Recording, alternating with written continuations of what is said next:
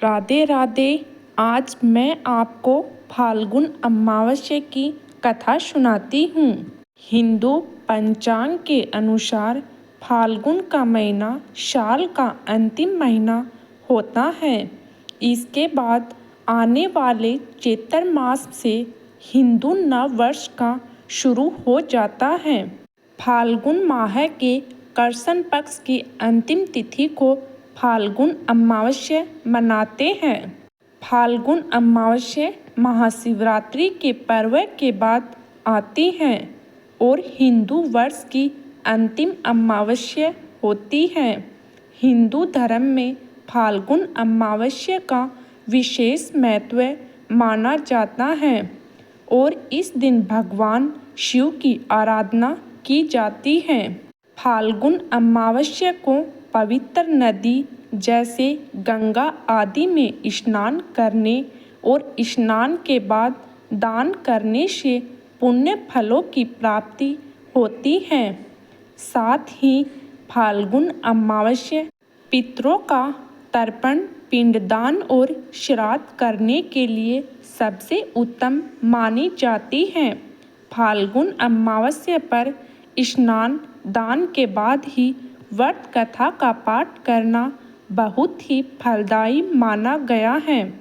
ऐसी मान्यता है कि फाल्गुन अमावस्या की व्रत कथा का पाठ करने से सभी मनोकामनाएं पूर्ण होती हैं। पौराणिक कथा के अनुसार एक गांव में ब्राह्मण परिवार था जिसमें पति पत्नी और उनकी एक पुत्री रहती थी।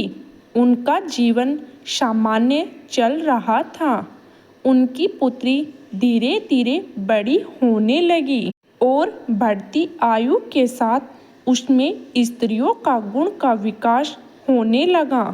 वह बहुत सुंदर, सुशील और सर्वगुण संपन्न थी, लेकिन गरीबी होने की वजह से उसका विवाह नहीं हो पा रहा था। एक दिन उस ब्राह्मण के घर एक साधु महाराज पहुँचे। ब्राह्मण पुत्री ने साधु महाराज की खूब सेवा की और उसकी सेवा से प्रसन्न होकर साधु महाराज ने कन्या को लंबी उम्र का आशीर्वाद दिया, लेकिन यह भी बताया कि उसके हथेली में विधवा योग है। जिससे चिंतित होकर ब्राह्मण परिवार ने साधु से इस योग का कोई उपाय पूछा। तब साधु ने कुछ देर सोच विचार के बाद बताया कि कुछ दूरी पर एक गांव में सोना नाम की धोबिन जाति की एक महिला अपने बेटे और बहू के साथ रहती है। वह महिला बहुत ही संस्कारों से संपन्न, पतिव्रता और निष्ठावान है। अगर आपकी कन्या उस महिला की सेवा करे और इसके विवाह में वह महिला अपनी मांग का सिंदूर लगा दे तो इस कन्या की कुंडली का विधवा योग दूर हो सकता है। साधु की यह बात सुन ब्राह्मण ने अपनी बेटी से धोबिन की सेवा करने की बात कही और अगले दिन कन्या सुबह उठकर सोना धोबिन के घर चली गई।